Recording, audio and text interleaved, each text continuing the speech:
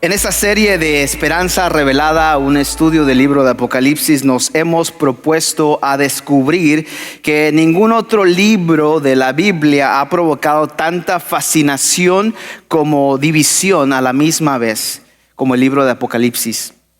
Pero en medio de los detalles desconcertantes del fin, el mensaje de Dios a la humanidad permanece claro. En el fin, el bien triunfará sobre el mal. La injusticia será juzgada y los justos en Cristo establecerán el reino de Dios en la tierra para siempre. Esa es la esperanza revelada. Amén. Así que le invitamos a que continúe con nosotros descubriendo juntos las cosas que sucederán en los últimos días, y lo cual nos llevará a confiar en Jesús como nuestra esperanza revelada. Hemos ya propuesto varias divisiones, ¿verdad? Esta mañana estaremos enfocándonos en la primera parte de 3, en la cual veremos la venganza del libertador glorioso. Por cierto, al entrar, si no recibió un boletín en la entrada, le animo a que levante su mano, se mira como estos, y ahí puede seguirnos en el bosquejo del sermón. Y si no tiene uno, levante su mano, mantenga levantada, y ciertamente uno de los miembros del equipo de hospitalidad puede proporcionarle un boletín disponible, ¿verdad? Y hoy continuamos entonces en esta penúltima mensaje de series de mensajes, llegando a la conclusión del libro Apocalipsis, titulada La venganza del libertador glorioso. Me dijeron ahí que suenan los títulos como de película de Marvel o algo así, ¿verdad? Pero ciertamente Dios nos revela acción en estos últimos días, y específicamente en esta sección veremos, ¿verdad?, una visión final de la tribulación. Veremos la salvación, la muerte y destrucción de los últimos días. Y específicamente entraremos en la introducción a estos últimos juicios de las tres series de juicios que hemos visto, ¿verdad? Y las palabras claves que veremos repetida en esta sección del texto que cubriremos esta mañana y en las próximas 2 semanas es copa, ira, plaga y la palabra también aleluya.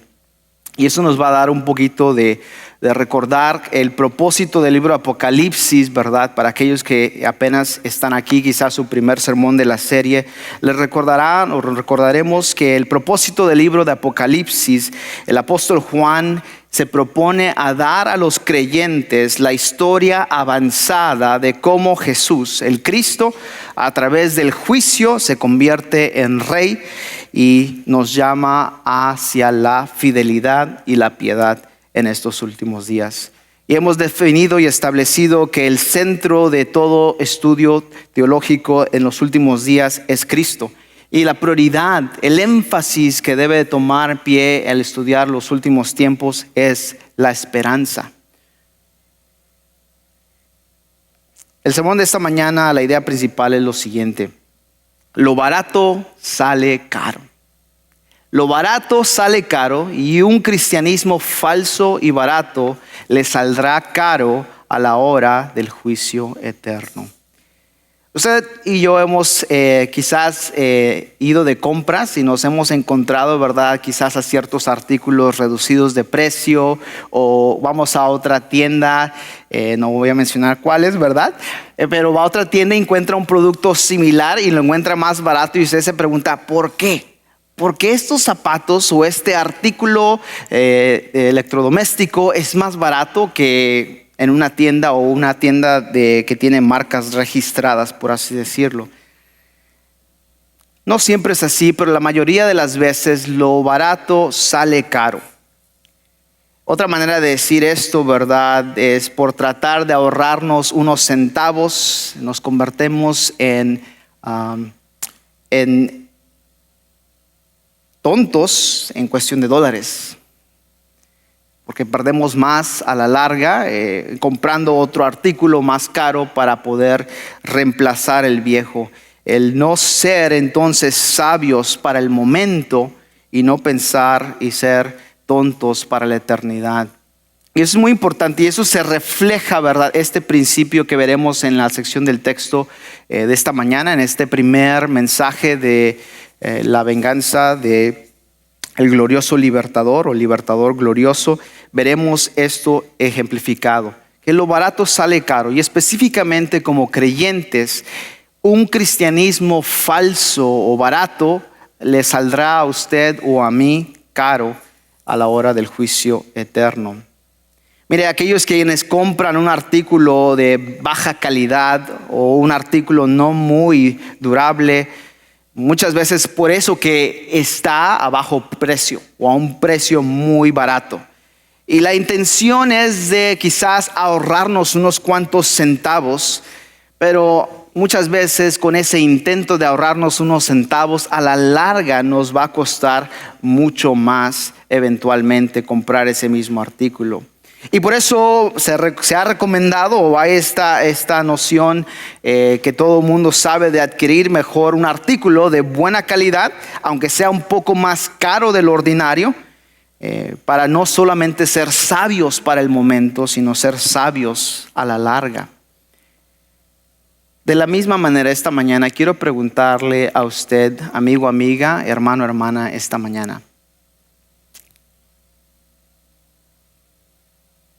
¿qué calidad de evangelio usted se ha sometido? ¿Qué calidad de evangelio usted ha creído? Porque eso determinará, ¿verdad?, si lo que usted ha creído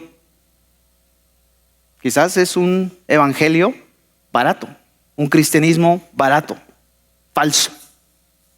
Y si es así, le costará mucho, le saldrá caro a la hora de la factura en el juicio eterno.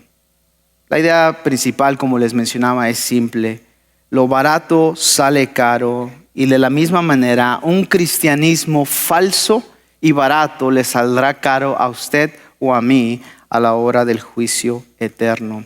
Esta mañana estaremos observando, interpretando y aplicando los textos bíblicos de la Revelación a Juan, capítulos 12 al 13 del 14 al 15, y veremos en esta quinta división propuesta del libro de Apocalipsis, la venganza del libertador glorioso, que comprende del capítulo 14 hasta el capítulo 19. Veremos que Juan ahora nos describe una serie de visiones las cuales nos dicen cómo la última concurrencia para la liberación y la cosecha de la tierra será a través del juicio. Y esta serie de juicios que veremos la próxima semana, hoy veremos simplemente la introducción de ellos, introduce las plagas más severas que hemos visto y que jamás existirán en la historia de la humanidad, lo que llaman el libro de Apocalipsis o Juan, las 7 copas de la ira de Dios. Y estaremos descubriendo entonces la venganza del glorioso o del libertador glorioso, y cómo usted y yo podemos responder correctamente. Y encontraremos en el texto bíblico, ¿verdad?, 3 cosas. Primero, que la victoria del Cordero es asegurada. Segundo, la cosecha terrenal de los piadosos y los impíos. Y tercero, ¿verdad?, veremos la preparación celestial para el juicio terrenal esta mañana. Así que si tiene una copia de las Escrituras, le voy a invitar a que abra su Biblia conmigo, o si no, su teléfono o un artículo electrónico en el cual pueda seguir conmigo en el texto, en Apocalipsis capítulo 14, y comenzaremos leyendo del versículo 1. Apocalipsis capítulo 14, versículo 1. Y veremos, ¿verdad?, lo barato sale caro, y un cristianismo falso y barato le saldrá caro a la hora del juicio eterno. Miremos ahí, ¿verdad? Antes de leer el capítulo 14, déjeme hacerle unos cuantos comentarios, ¿verdad?, sobre esta perícope o esta sección del texto que vamos a estudiar esta mañana, y cómo entender cómo el capítulo 14 de Apocalipsis entra en la cronología de lo que ya hemos estado estudiando del libro. Mire, los libros históricos de la Biblia, como Éxodo, Jueces, Primera de Reyes, o quizás como el libro de Hechos, ¿verdad?, la historia usualmente al leerla se va desarrollando cronológicamente. Es decir, si usted comienza el capítulo 1, es el principio de la historia, y si va siguiendo la historia, va cronológicamente en orden. Pero en escrituras proféticas como Jeremías, Daniel o Zacarías, muchas veces la narrativa lleva al lector en un viaje o un peregrinaje profético que lo mueve fuera y adentro de orden. No necesariamente está cronológicamente ordenado, en otras palabras. Y el libro de Apocalipsis no es una excepción. Muchas veces, ¿verdad?, una visión describe la naturaleza de la tribulación que vendrá como un vistazo general, un panorama general, y muchas veces se enfoca en ciertos detalles específicos con una secuencia más estricta, y ocasionalmente, ¿verdad?, va a dar un paso hacia atrás para ver el vistazo o la vista panorámica de lo que está sucediendo, y luego regresar y llenar todos los detalles de lo que vio Juan o describe Juan en esta revelación. Y muchas veces también saltará hacia adelante en el futuro para resumir lo que sucederá, para tener un panorama de antemano, y luego vendrá a describir en más detalle más adelante. El pastor Swindoll dice lo siguiente sobre esto. Dice: las visiones registradas en Apocalipsis 14 caen en la categoría que están fuera de orden cronológico. Uno puede llamarle como un resumen de los juicios finales, unas viñetas breves en el cual da una pequeña reseña de una película que está a punto de salir. En la reseña temática de las atracciones que van a venir, damos un paso más cerca hacia el final de la gran tribulación. Pero los juicios aún no se han acabado. Veremos la ira completa de Dios revelada en los capítulos 15 y 16. Pero antes de eso, el Señor interrumpe y nos da varios retratos de esperanza, recordándonos el mensaje principal y apuntándonos hacia la venganza final del glorioso Redentor. Eso es lo que dice el pastor Swindoll respecto a ello. Y eso es importante porque al leer entonces el libro capítulo 14, veremos, ¿verdad?, esto mismo de ver un portarretrato general y luego más adelante llenar los detalles. Así que abra conmigo la palabra de Dios ahí en Apocalipsis 14, como le mencioné, versículos 1, vamos a leer al versículo 5. Apocalipsis 14, versículos 1 al 5. Y esto es lo que dice la palabra de Dios. Luego vi al Cordero de pie sobre el monte de Sión, y con él había 144,000 que tenían el nombre del Cordero y el de su Padre escrito en la frente. Y oí un sonido que venía del cielo, era como el rugido de grandes olas del mar, o el retumbar de fuertes truenos, Parecía el sonido de muchos arpistas tocando juntos. Ese gran coro entonaba un nuevo canto maravilloso delante del trono de Dios y delante de los 4 seres vivientes y de los 24 ancianos. Nadie podía aprender ese canto aparte de los 144,000 que habían sido rescatados de la tierra. Ellos se han mantenido tan puros como vírgenes y son los que siguen al Cordero donde quiera que va. Han sido comprados de entre los pueblos de la tierra como ofrenda especial para Dios y para el Cordero. Ellos no han dicho mentiras y son intachables. Palabra de Dios.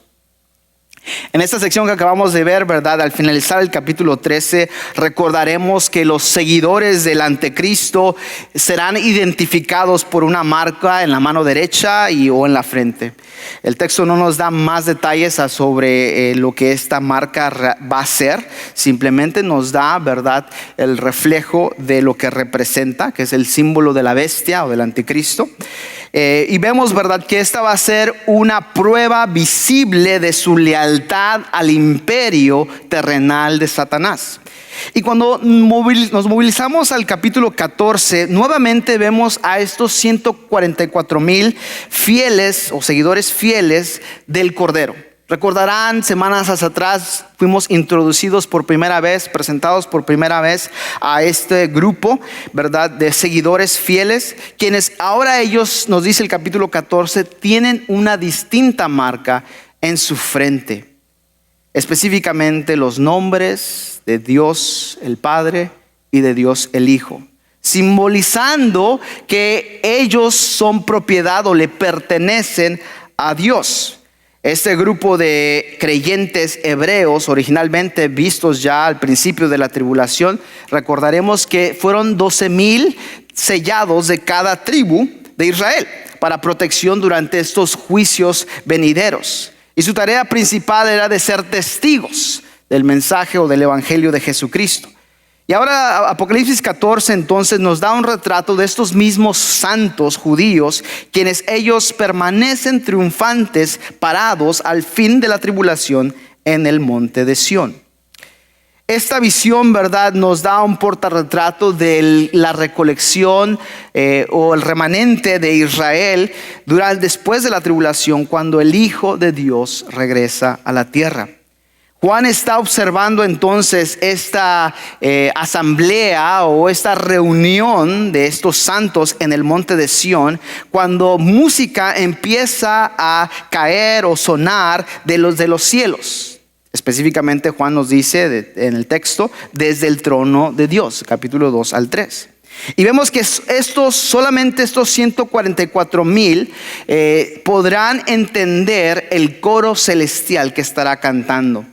Ya que ellos son las primicias o los primeros del reino mesiánico, como los elegidos de Dios y el remanente fiel, estos santos interesantemente se describen como aquellos, ¿verdad?, que no tienen ninguna mancha, que son puros, que son sin culpa alguna por causa de haber seguido al Cordero de Dios a través del periodo de esta tribulación. Y veremos, ¿verdad?, que estos individuos son no solamente salvos o salvados, son sellados, son santificados y por lo tanto finalmente declarados santos sin ninguna tacha, intachables, ¿verdad? Como esto veremos entonces que estos sobrevivientes, quienes han sido probados, ¿verdad?, van a ser utilizados por Dios para cumplir su promesa a la nación de Israel, que a través de Israel bendecirá a todas las naciones durante el reinado de Cristo en la tierra. Es interesante también notar, ¿verdad?, que ellos no han dicho mentiras, es lo que dice el versículo 5, reflejando, ¿verdad?, cómo de nuestra boca puede salir tanto verdad de Dios como mentira.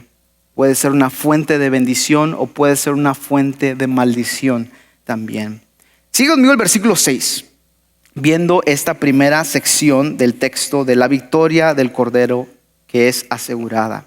Versículo 6 nos dice lo siguiente: y vi a otro ángel que volaba por el cielo y llevaba la eterna buena noticia para proclamarla a los que pertenecen a este mundo, a todo pueblo y toda nación, tribu y lengua. Teman a Dios, gritaba, denle gloria a Él, porque ha llegado el tiempo en que ocupe su lugar como juez.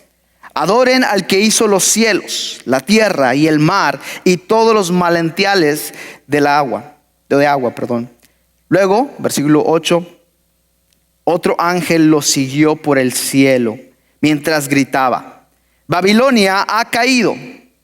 Cayó esa gran ciudad porque hizo que todas las naciones del mundo bebieran del vino de su apasionada inmoralidad. Después, un tercer ángel lo siguió mientras gritaba: todo el que adore a la bestia y a su estatua o acepte su marca en la frente o en la mano, tendrá que beber del vino de la ira de Dios, que se ha servido sin diluir en la copa del furor de Dios. Ellos serán atormentados con fuego y azufre ardiente en presencia de los ángeles santos y del Cordero. El humo de su tormento subirá por siempre jamás, y no tendrán alivio ni de día ni de noche, porque adoraron a la bestia y a su estatua y aceptaron la marca de su nombre. Versículo 12. Esto significa que el pueblo de Dios tiene que soportar la persecución con paciencia, obedeciendo sus mandamientos y manteniendo la fe en Jesús. Dice el versículo 13. Y oí una voz del cielo que decía: escribe lo siguiente: benditos son los que de ahora en adelante mueren en el Señor. El Espíritu dice: si ellos son en verdad benditos, porque descenderán de su arduo trabajo, pues sus buenas acciones los siguen.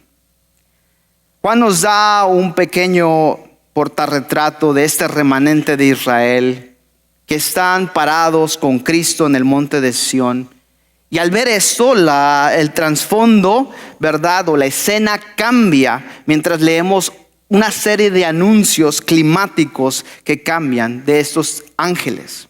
Tengan en mente que estas proclamaciones no aparecen en orden cronológico, como les había mencionado al principio, y en realidad luchan o lidian con temas o eventos que se llevarán a cabo durante este periodo de la tribulación, como ya hemos definido en otro sermón, el bosquejo natural de este libro, que llegará a su punto climático en los últimos días. Y vemos las primeras 3 proclamaciones aquí vienen de estos ángeles, y la última viene de una voz que retumba de los cielos.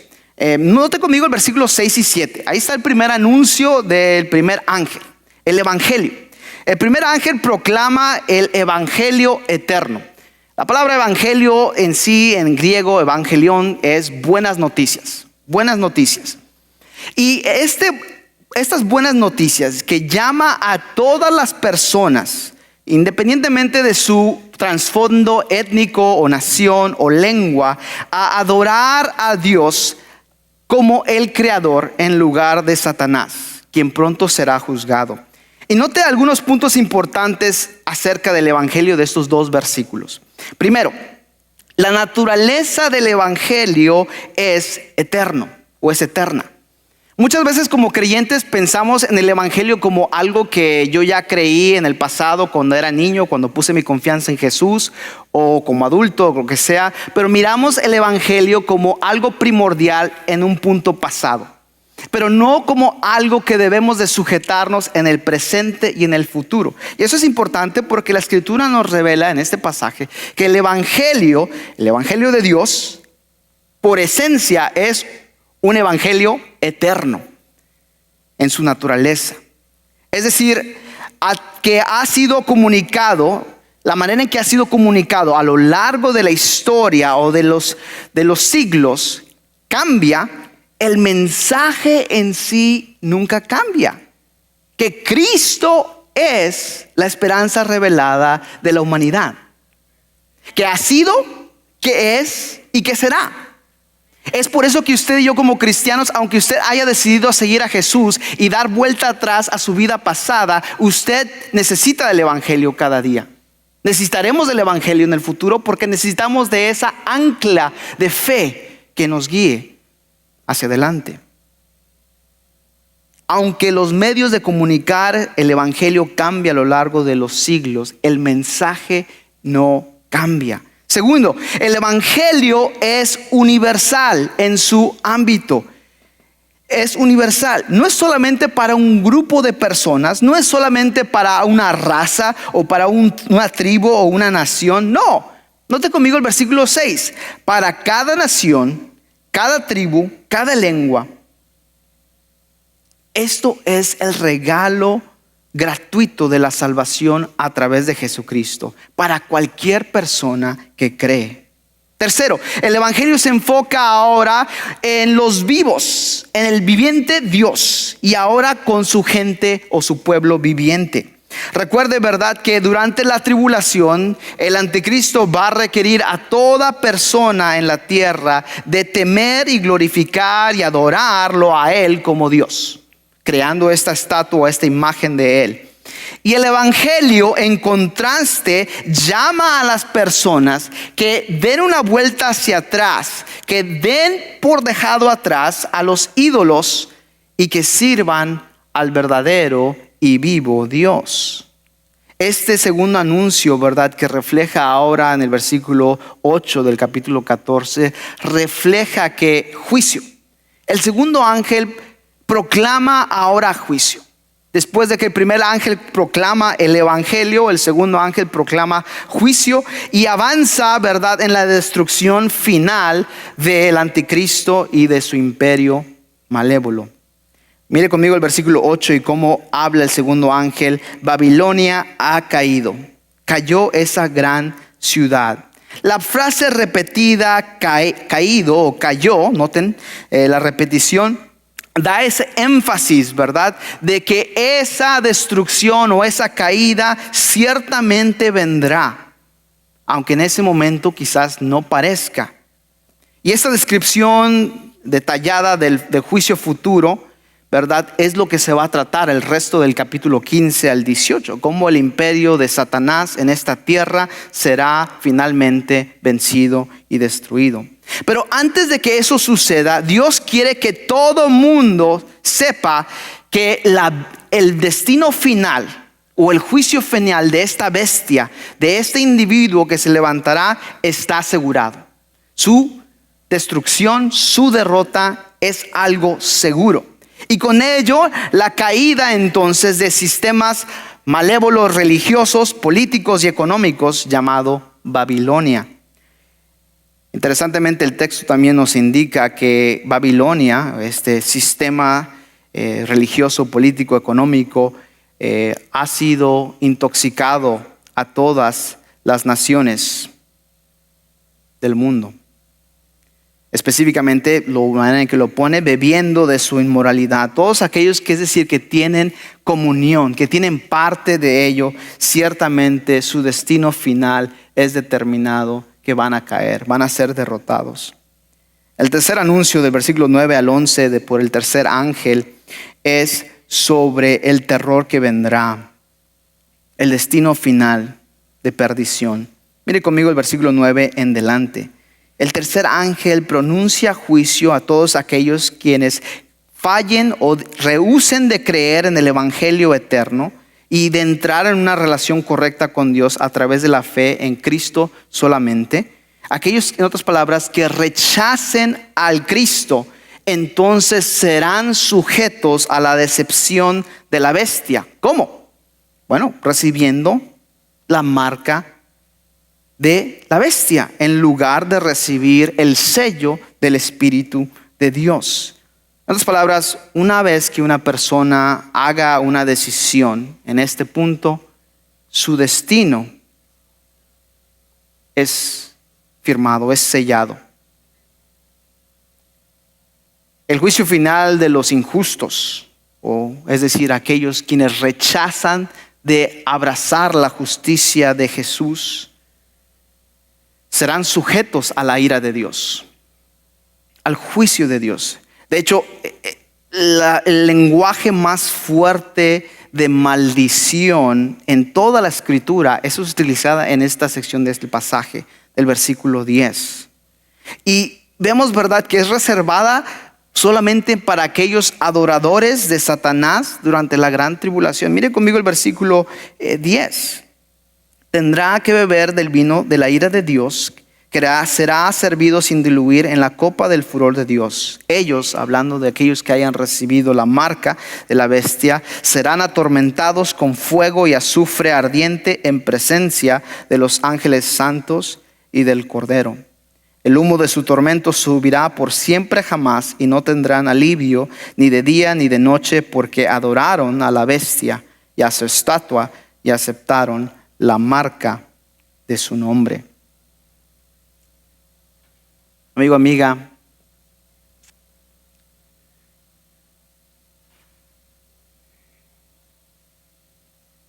al leer esto, refleja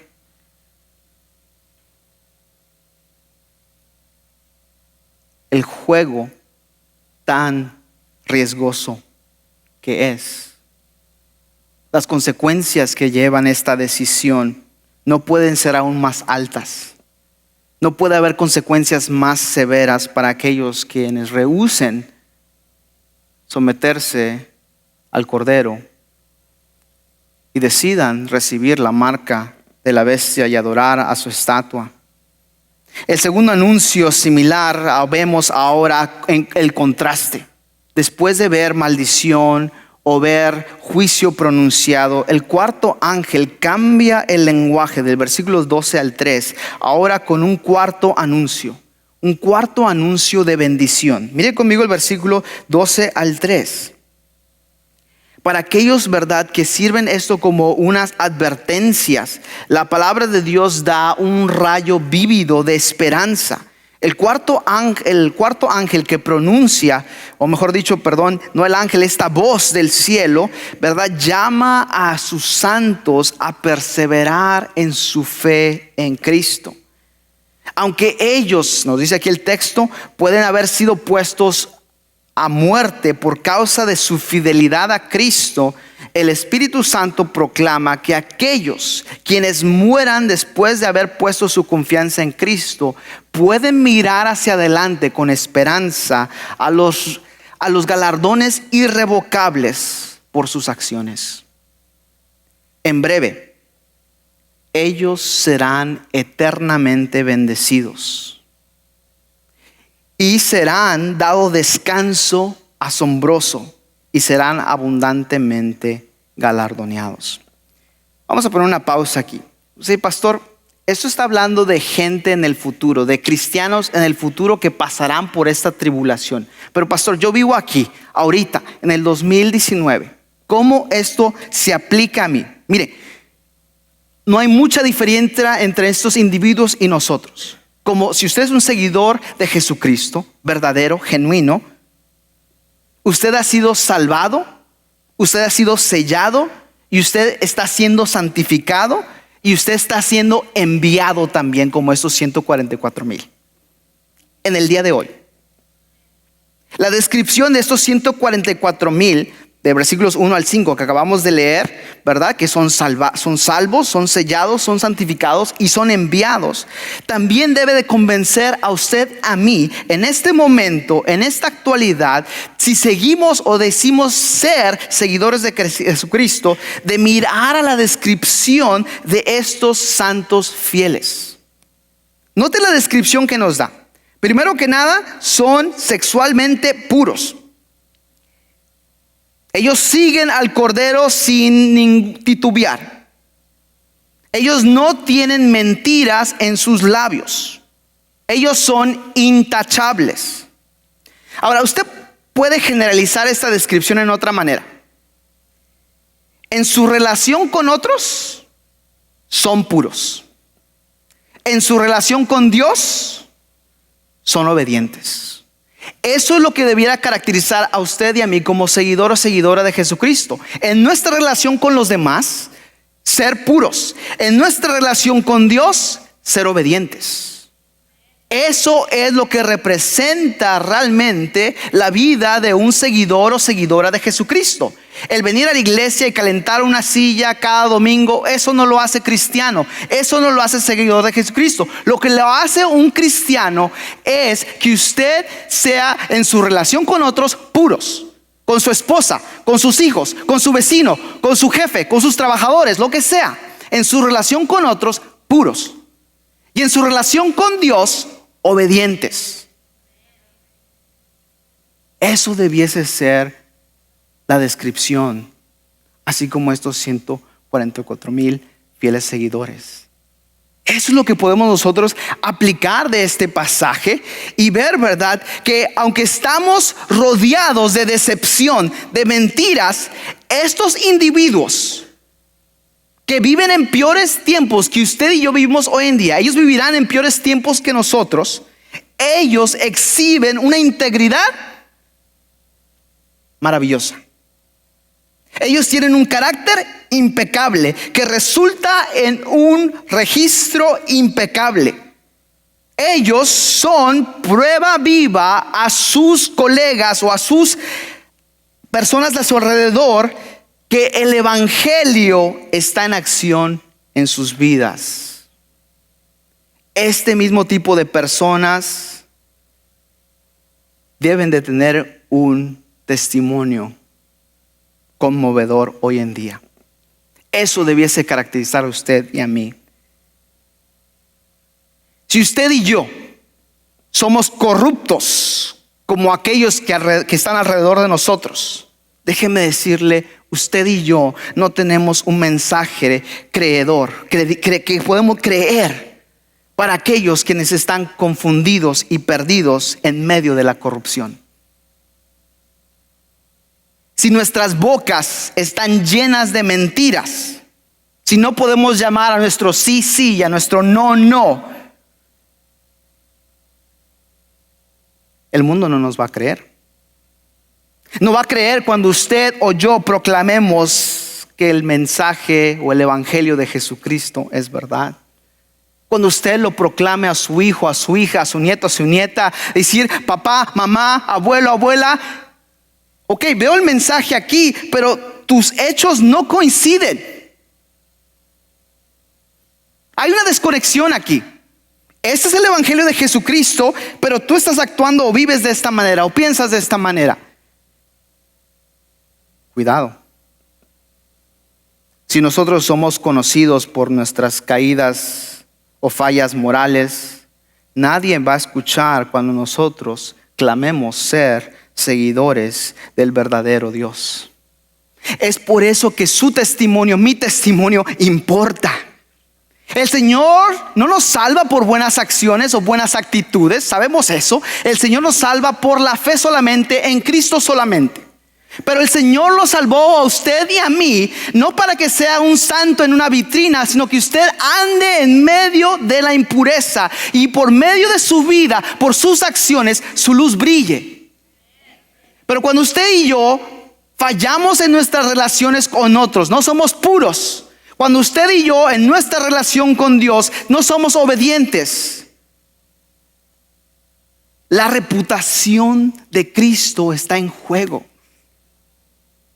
El evangelio de Cristo está en juego, hermano, hermana.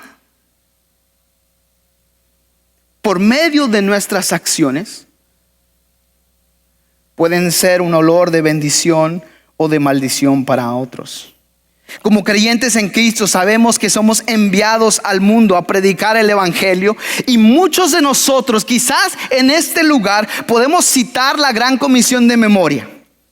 De por lo tanto, id por todo el mundo y predicar el evangelio a toda criatura o a todas las naciones, bautizándolos en el nombre del Padre, del Hijo y del Espíritu Santo, y enseñándolos que observen o obedezcan todas estas cosas que os he mandado. Pero ¿sabía usted que muchas veces nos olvidamos que también la manera correcta de vivir es tan importante como el mensaje correcto en nuestras vidas? Van mano en mano. Así que esta mañana, al encontrarnos con este texto bíblico, es tiempo que usted y yo nos hagamos una autoexaminación, una autoevaluación. Y piense en estas preguntas penetrantes y personales delante del Señor. ¿Es acaso su estilo de vida un testimonio intachable de la gracia de Dios? ¿Se mantiene usted puro y sin tacha en sus relaciones con otros, especialmente con aquellos del sexo opuesto? ¿O usted se compromete y borra la línea entre lo apropiado y lo inapropiado, o quizás en palabras cuestionables? ¿Practica usted obediencia inmediata a la Escritura? ¿O demora usted y trata de racionalizar y escoger lo que usted quiere obedecer? Mide sus palabras, no en lo que dice el pastor, no en lo que dice mi esposo o mi esposa, o lo que dice el vecino o la vecina, sino en el estándar de la verdad absoluta. ¿O se sirve usted mentiritas blancas, medias verdades, decepciones? Eso es lo que caracteriza al enemigo de Dios. ¿Cultiva usted un estilo de vida puro que permanece en la vida privada como en la vida pública igual? ¿O tiene dobles estándares? Hipocresía. ¿Está escondiendo algún pecado oculto? La manera más efectiva de dar testimonio es no solamente aquellos que son salvos, aquellos que son sellados, pero aquellos también que están caminando en la luz. Aquellos que se apartan por Dios y están dispuestos a ser enviados como luces en un mundo corrupto y oscuro. Es por eso que le preguntaba al principio, ¿qué tipo de evangelio usted se ha sometido? Porque el evangelio puro y completo de Cristo nos llama a esa santidad. Ahora, quizás muchos de nosotros dicen, pastor, usted me está diciendo que sea perfecto. Usted me está diciendo que yo no diga ninguna mentira. Usted me está diciendo que yo sea puro en todas mis relaciones con los demás.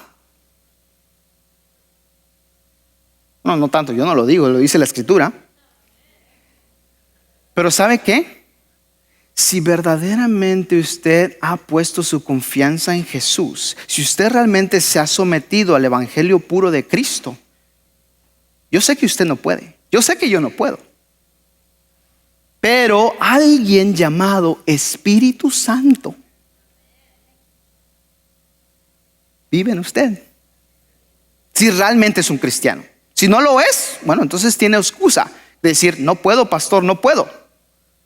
Pero muchas veces cuesta decisión de someternos, de ser obedientes. Y eso es lo que está hablando el texto bíblico, de poder someternos a Cristo.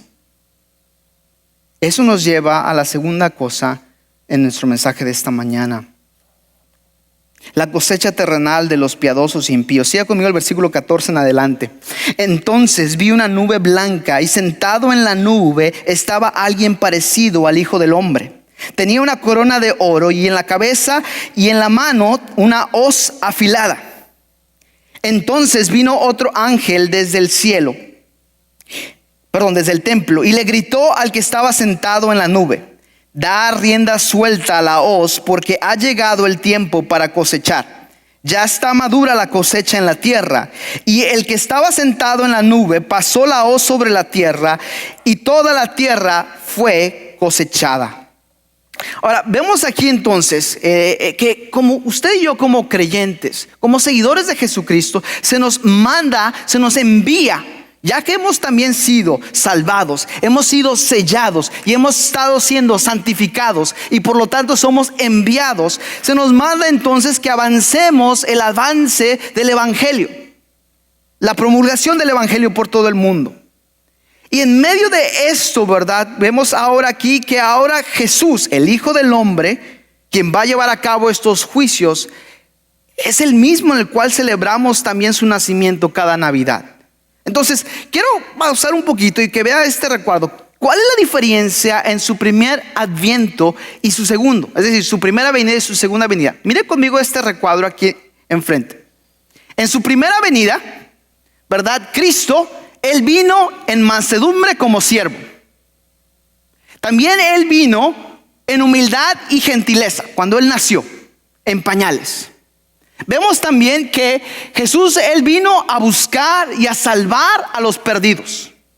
Él vino como siervo para sufrir la ira por los pecadores. Y finalmente Él vino a sembrar la semilla del evangelio.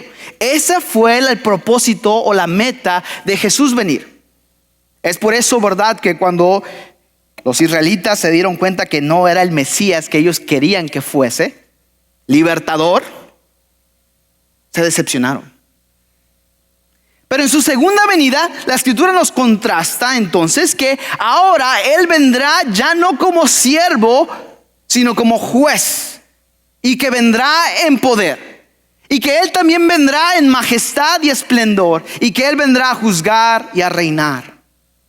Pero también que Él vendrá como conquistador o libertador para rescatar a los piadosos de la ira.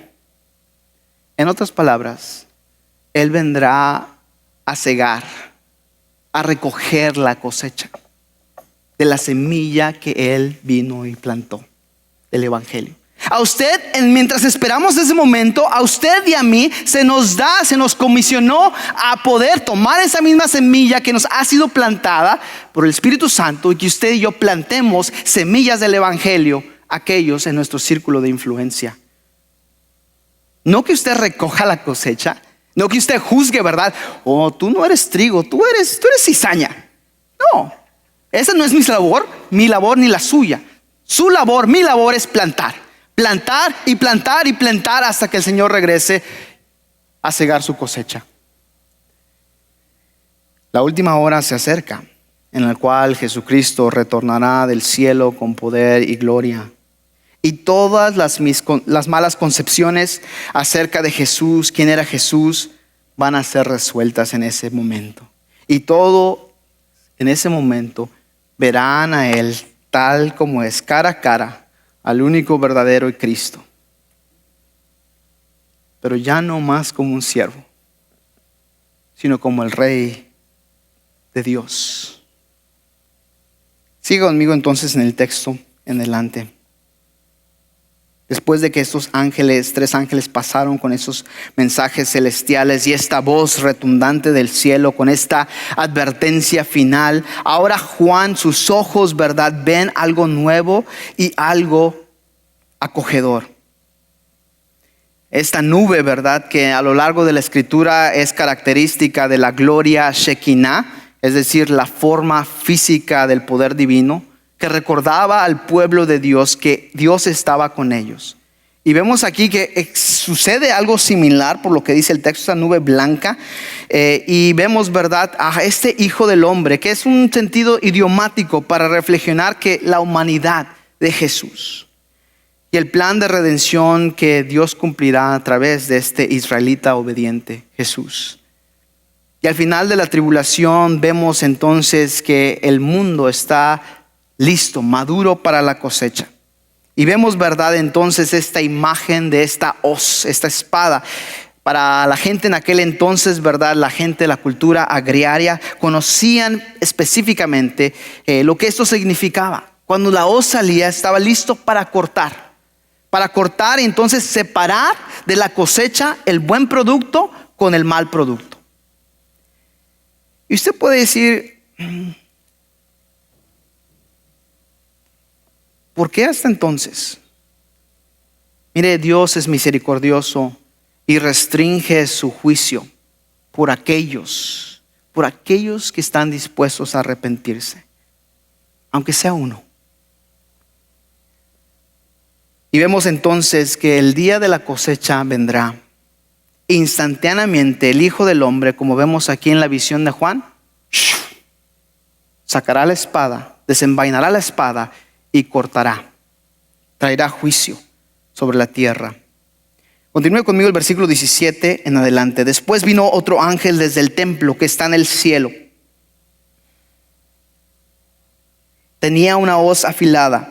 Luego otro ángel que tenía poder para destruir con fuego vino desde el altar y gritó al ángel que tenía la hoz afilada: pasa ahora tu hoz y junta los racimos de los viñedos de la tierra, porque las uvas ya están maduras para el juicio.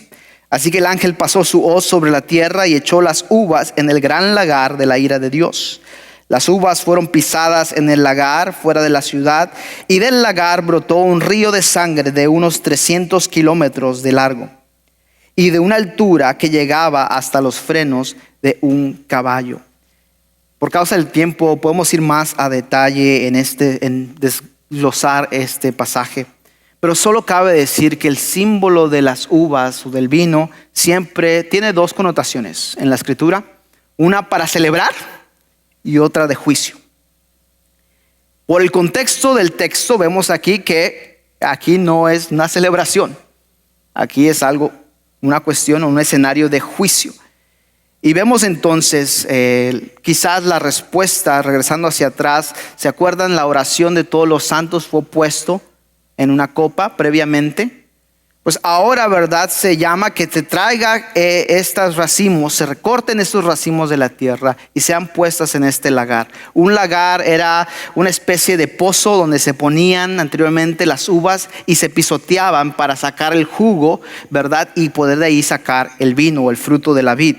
Y lo que esta visión entonces saca del mundo antiguo, ¿verdad? Es precisamente que la ira de Dios, ¿verdad? Juan ve esta dramática escena donde estos símbolos reflejan al derramamiento de sangre. Más de lo que podemos imaginar. Aquí hay una descripción, ¿verdad? De 300 kilómetros de largo, una altura que llegaba a los frenos del caballo. Y aquí está hablando una visión de la batalla que va a venir en las próximas semanas que veremos. La batalla de Armagedón. La batalla final en la cual el anticristo y los reyes de la tierra se enfrentarán a la nación, al remanente santo. Y cuando parezca todo destruido, el Rey de Dios vendrá con sus jinetes, con sus santos de los cielos para poner final a esta batalla tremenda. En las próximas semanas veremos más a detalle los detalles de esta guerra, de este enfrentamiento, ¿verdad? Esta venganza del glorioso libertador.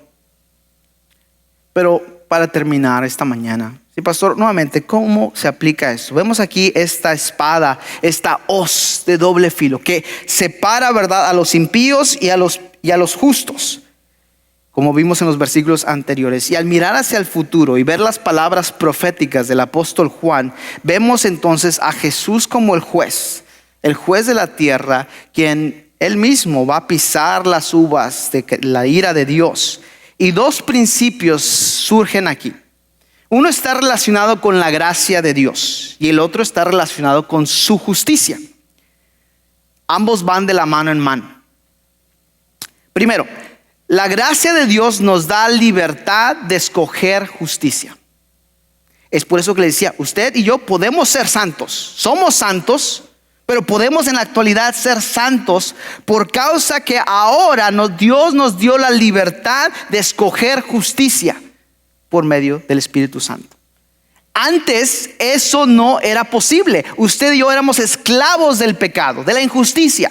Pero aquellos que tienen la semilla del Evangelio plantada en sus corazones y han respondido en fe salvadora en Cristo, tienen ahora la libertad de escoger justicia. Y eso es lo que primero revela. La gracia de Dios nos da la libertad de escoger justicia. Finalmente también con ese regalo de libertad gratuita nos da contabilidad. Ahora que usted y yo tenemos libertad, eso implica que vamos a dar cuentas por el uso de esa libertad. Vemos, ¿verdad?, que al principio el regalo de decidir viene con contabilidad. Y vemos con Génesis 1, Génesis 2, la decisión de Adán y Eva. Tenían la capacidad de obedecer o desobedecer. Ellos podían someterse a Dios o rebelarse en contra de ellos. Pero ahora que vemos el Espíritu Santo en el Nuevo Testamento, nos da ahora a usted y a mí la habilidad de escoger justicia en lugar de injusticia. Y como creyentes, el Nuevo Testamento está lleno de exhortaciones a eso mismo, de someter nuestros cuerpos como sacrificios vivos y santos, porque esa es nuestra adoración justa ante Dios. Yo no estoy diciendo que el decirle no al pecado no le va a costar, le va a costar, le va a doler. Pero ahora que tiene la libertad para escoger justicia, se nos manda que nos esforcemos a usar nuestra libertad en el servicio de Dios, no a sí mismo. Lo mismo es para la proclamación del Evangelio. Usted tiene la libertad para proclamar el Evangelio de Dios o no, o callarse y vivir su vida. Es su decisión. Tiene usted su libertad, pero tenga por seguro que esta espada de doble filo va a llamar a usted y a mí a juicio.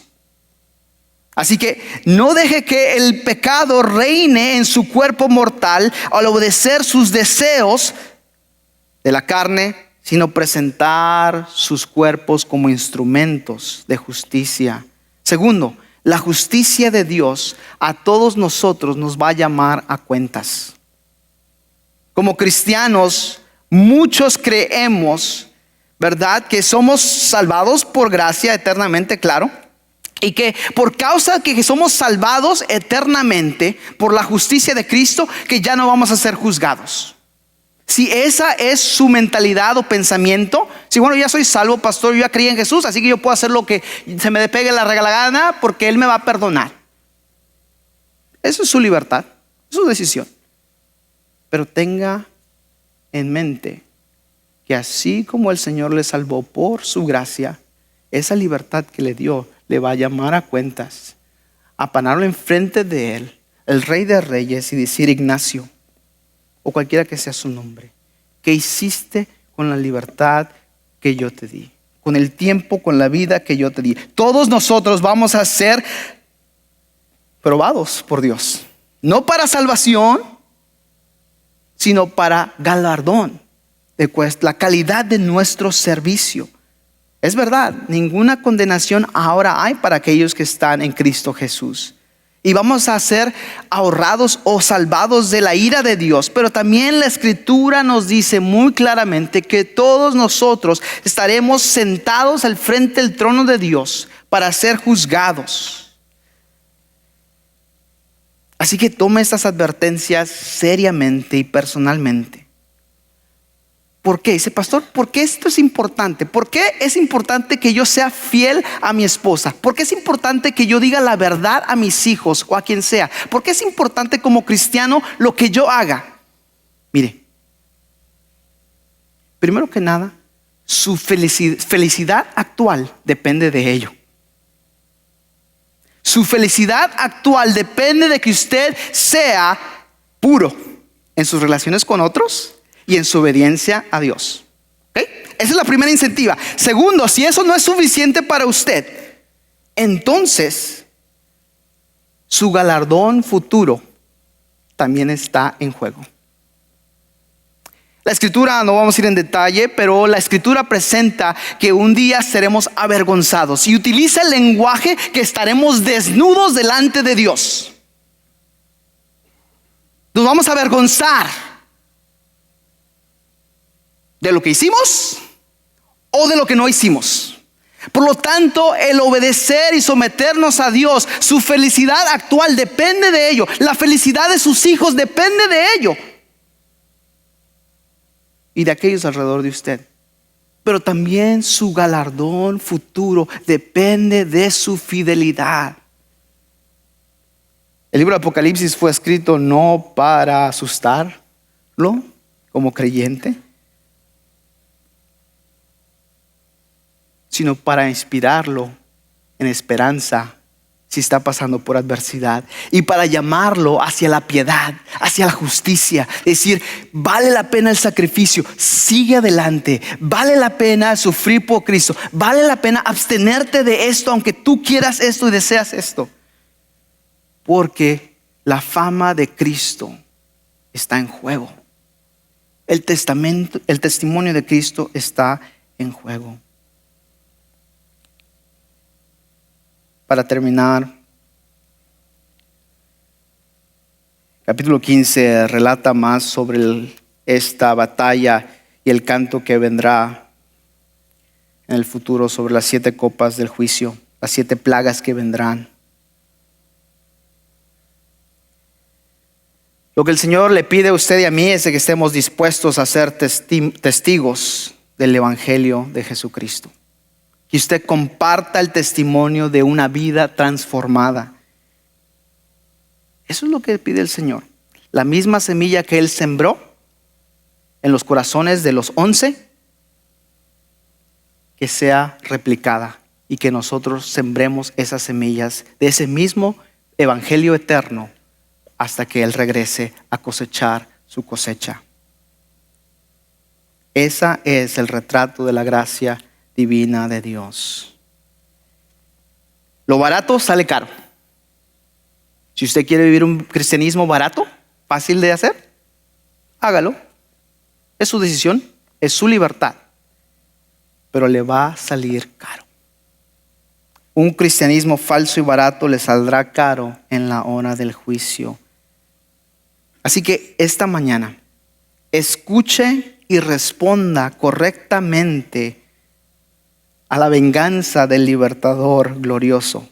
Si usted está muerto espiritualmente, mire, primero que nada responda al llamado de ser salvo, de ser transformado. Entienda el llamado del libertador glorioso a obtener un evangelio puro y caro. Entienda que usted fue salvado, sellado, santificado y enviado por el libertador glorioso. Valore la espada de doble filo de Cristo. Témala por el resto de sus vidas. Oremos. Padre Celestial, gracias porque usted pudiese traer la espada del juicio sin avisarnos. Usted podría caer en un instante para juzgar la maldad y la impiedad del mundo, incluyendo a nosotros. Pero usted no es así. Usted es misericordioso y nos da advertencia tras advertencia. Y al leer este texto bíblico de Apocalipsis 14, vemos la importancia de poder vivir vidas con un testimonio de vidas transformadas. Ayude a su iglesia, ayude a su siervo a esforzarnos cada día de nuestras vidas debajo de este sol, a tener en nuestra relación con los demás pureza, y en nuestra relación con usted, oh Padre, obediencia. Gracias, Señor, por quien es usted. Gracias por su Hijo Jesús. Ahora le respondemos a usted a través de este canto de gratitud y de gracia.